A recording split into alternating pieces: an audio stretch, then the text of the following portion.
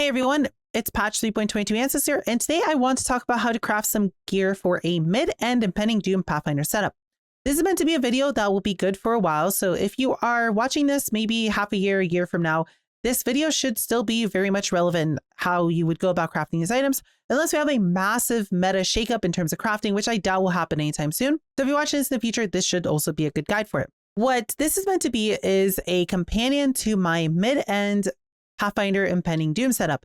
And in this guide, in the notes section, I do have a crafting section on basically every item that is worth crafting, but there are two in particular that I really thought should deserve a video on its own, as they are pretty in-depth crafts and they do have quite a few steps to them, and you could potentially be messing them up.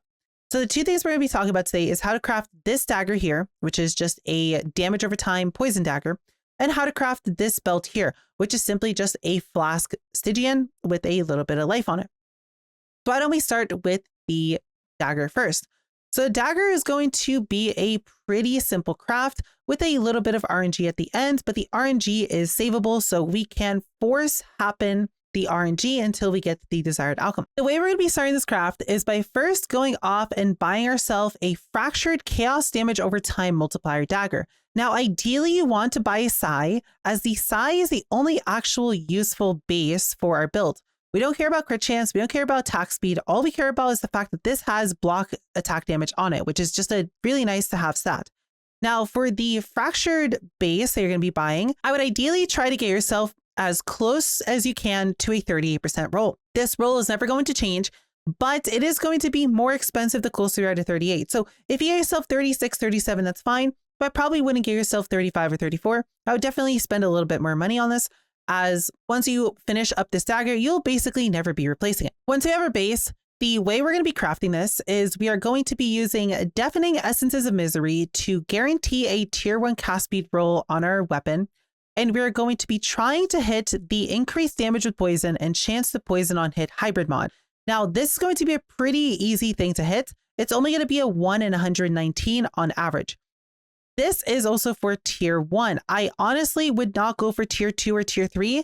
I would only settle with the best, as you can see, getting even a tier 3 is going to be really simple. But the increased damage with poison is going to be the real kicker here. The chance of poison on hit isn't really useful, but we really care about the increased damage with poison, as this is a massive multiplier for Impending Doom. So we are going to always go for tier 1 here. And at 119, it's not the worst thing ever. So once we spam, we will have a dagger that should look something like this. We will have the tier 1 cast speed roll on it, and we will have the tier 1 hybrid damage with poison, chance to poison on hit. Now, at this point, you are going to need an open prefix. If you don't have an open prefix, if you end up just getting random garbage on here and your weapon looks something like this with 3 random prefixes, you are going to have to annul it. And you're going to pray that it's going to annul a prefix instead of a suffix. If it ends up annulling a suffix like it did there, you unfortunately have to start over from scratch again and spam more essences until you get all of your suffixes back. But assuming you have an open prefix, which the chances of it are going to be astronomically high, as typically rolling an item with 6 mods on it is pretty rare. And even then, your annulling chances are in your favor, as it's a 3 versus 2 chance. But once we do actually get a item with 1 open prefix, what we're going to then do is we're going to take it to the bench and we're going to immediately go and put suffixes cannot be changed on it. This is going to effectively give us a checkpoint in the craft, and it'll make sure that no matter what we do, these suffixes will never be touched. At this point, what we want to do is we want to then use a veiled chaos herb on it. The mod that we're going to be looking for here out of the veil is going to be the chaos damage and increased skill affection roll. Now, do not immediately unveil this once you do this. We want to block something just so we can make the chances of this being chaos damage substantially higher. As you can see, we only have a 30-ish% chance for it to actually be the roll we want. Well, what we can do if we end up having an open prefix, because sometimes when you veiled chaos orb this, the chances will be that you will have 2 other prefixes on here, which would suck. But assuming we do have an open prefix, we are then going to craft physical damage. This is going to be able to block the majority of the rolls, and it's going to give us the highest chance possible at seeing the roll that we want. As we can see, we go from 29% chance all the way up to a 37% chance if we block any of the physical damage rolls. So we just simply take this to the crafting bench and we just put % flat fizz on it. The roll doesn't matter. Just put the cheapest one if you want. And as soon as it's on here, then we will go to Ewan and unveil. And we hope that we get the increased chaos damage and skill effect duration. As soon as we get this, our whole craft is done. At this point, we would then remove the physical damage roll that we crafted on there. And then we would just simply go over to the bench and finish up the craft with a physical damage over time bench craft. This is going to effectively be your best in slot weapon for the foreseeable future for this build. The only thing that would ever beat this would be a synthesized dagger, but making this as a synthesized dagger without the fractured mod is going to be substantially harder, as fishing for both the poison roll and the chaos damage over time roll is going to take substantially more essences. Now, one thing I do want to go back to is that scenario I just mentioned earlier. What if you actually do end up getting a veiled mod on your dagger and it ends up rolling with 2 random garbage prefixes like this and your prefixes are completely full? Well, what you're going to do in this case is you're just going to immediately unveil, and no matter what you get, you are then going to immediately annul. Now, we're back in the same scenario as previously where we need to win the annul and get an open prefix, and we're going to hope that we don't annul a suffix. Unfortunately, if we do, we have to start all the way from scratch again, and we need to essence spam for the suffixes again, but it shouldn't be too bad as it's only a 1 in 115.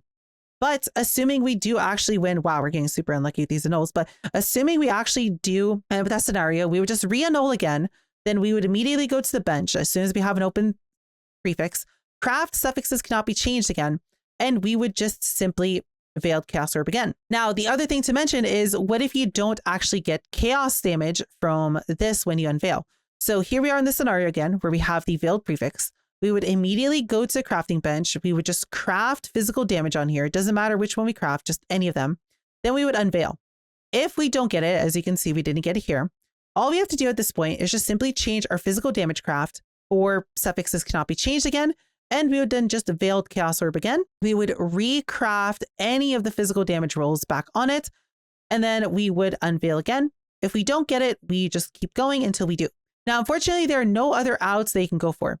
If you get the spell damage roll, this is kind of garbage. Spell damage doesn't actually really do anything for us. It doesn't increase the damage of our poison, so it's completely useless. If you're playing a crit version of Impending Doom, spell damage would be good, but in this case, no. So we have to specifically keep doing this until we hit the chaos damage roll. But as I said, it is just a 37% chance, so it's not too terribly unlucky to actually go and get it. Overall, this craft, assuming you don't get super unlucky on the annuls, if you do need to annul for a prefix, should cost you somewhere around 15 to 20 divines. I think for how strong this is as a weapon, that is a very fair price. If we want to compare it to what most people will probably be using, which is an Apex Rage, we can see that this dagger is a 21% DPS increase. A 21% DPS increase for 15 to 20 div, in my opinion, is a very good value proposition. That is about 1 divine per 1% DPS increase. And if we're talking about a mid-end setup, which we're going to be putting about 50 to 100 div into, I feel like this is a very good portion of our budget to put into a 1-to-1 for div to 1% damage increase option. Next up, we are going to talk about the belt. So as I mentioned earlier, this is just a belt that has the life flask recovery rate roll on it from essences. It also has a veiled cooldown recovery rate roll on it, a little bit of life, and ideally, if we can, get a additional resistance on there and some flask effect duration as a craft at the end. Now, this is going to be the same thing as the dagger. We are going to try and get a fractured belt if we can. Now, fractured Stygian is going to be a little bit expensive, so if this is out of your budget, that's fine. We don't need a fractured belt. But ideally, you would either look for a fractured tier 1 life belt, or you would look for a fractured class have increased effect on you belt. Ideally, you would look for this because getting life on here is very easy to do, while getting this roll is very difficult to do, but both options are fine. Let's go quickly explore both versions. So the way we would take this belt once we have it is we would buy a bunch of deafening or shrieking, if you're a little bit on a budget, essences of greed, which give us the guaranteed flask life recovery rate roll. And then we would either be spamming for the one that we don't have. So for spamming for tier 1 life, it is a 1 in 36 chance to get tier 1 life. And if we're spamming for flasks have increased effect instead, it is a 1 in 131. So as I mentioned, it is ideal if you can get yourself an increased effect roll instead. And it's okay if you can only afford the life one, as 131 essences isn't too much. The whole goal of this craft is going to get a belt that looks something like this. We are going to have our life roll on there. We're going to have our fractured flask have increased effect on you, or we're just going to simply skip that roll if you do not have the money to buy a fractured one. And we are going to have our life flask recovery rate roll. So if you do not afford a fracture, you'll simply just have these two prefixes. If you can't afford the fracture, you'll have all three. Now, if you cannot afford the fracture, what you need to do at this point is you will need to exalted orb the belt until you have three prefixes. No matter what, you're going to need three prefixes on this belt to finish it. So once we have three prefixes on here, what we would then do is we would take this to the bench and we would immediately go and craft prefixes cannot be changed. This is going to completely lock in every bit of progress we've made on the belt so far. Then we are going to Veiled Chaos Orbit. Now, what we are going to hope here is that this scenario doesn't happen, to where we also get two suffixes in the veiled suffix. If this happens, and if we do not unveil cooldown recovery rate, which we got lucky and did, we would then have to annul the belt and hope that we remove a suffix so we could try again. Now, if instead we got ourselves a scenario like this, where we got ourselves a veiled suffix and any other roll, we would not immediately unveil. What we need to now go do is block, because the chance of us getting cooldown recovery rate can be improved. If we want to very quickly look, now, as you can see, our cooldown recovery rate chance is 48% chance to hit it. We can actually make this a little bit better by blocking. So what we would want to block is the attributes pool. And the easiest way to do this is by simply going to the bench and crafting any of these.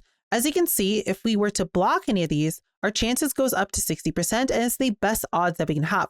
So we're just going to take this belt, we're going to come over to the bench and craft any of the double attributes. So either dexterity int, strength dex, or strength int at any tier, does not matter. Once this is on here, you can now unveil, and you have a very high chance of getting cooldown reduction. Unfortunately, we got unlucky here and we didn't get it. What we would do in this scenario is we would just take anything. It doesn't matter which one we take. And then we would take our crafted modifier, remove it, and instead put prefixes cannot be changed on the belt again. We would then do another Veiled Chaos Orb, and we would try again. Here we have a belt with a suffix. So we would just go and craft ourselves any of the double attribute rolls, unveil, and we would look for it again. Unfortunately, we got unlucky again, as it is a 60% chance. So failing to 60% chance is a little bit unlucky, but we would just simply go for a third time and try the same thing again. We would put prefixes cannot be changed. We would Veiled Chaos Orb. We would then craft any of the double attributes, unveil, and find cooldown recovery rate. Now, at the end of this craft, what you can then do is simply craft one more suffix of your liking. You have quite a few options to choose from suffixes, so you can really make this belt whatever you need. You can choose to put Flask Effect Duration, which is, in my opinion, what I would recommend is to go for Flask Effect Duration. And then at the end, just Exalted Orb Slam and pray that you get something half decent. You're most likely going to get resistance, but pray you get something half decent as your Exalted Orb Slam. Or if you do need attributes, you can instead go for any of the attribute nodes. But at the end of the craft, no matter what, you're then just going to Exalted Orb Slam the belt and pray that you get a good suffix at the end. This belt overall should cost you somewhere in the ballpark of 4 to 6 divines to craft. It really depends on your luck, and it really depends on how many essences you need. But on average, you should be hitting the cooldown recovery rate roll in 2 prefixes cannot be changed at most. Honestly, the biggest price for this whole belt is going to be the Fractured mod. Fractured Flask Effect is going to be relatively expensive, probably be maybe around 2 to 3 div, and Fractured Tier 1 life will, depends on the season realistically, will probably be anywhere between like 50 to a divine as well. So overall, this craft I would say is pretty cheap, considering this belt is basically unreplaceable until you get yourself a Mageblade. This is just straight up your best in slot belt, and the only way to make this better than just this would be the random Exalted Orb at the end, hoping we hit a tier 1 roll of some description. That's all we really have for this video. If you have any questions, feel free to leave it in the comments below. I'll be more than happy to answer any questions you have. I also stream on Twitch every single day, so if you have any questions, feel free to come by there. I'll be happy to answer your questions there. Other than that, I hope you learned how to craft a really good weapon and a really good belt for Impending Doom. I'll see you guys in the next video.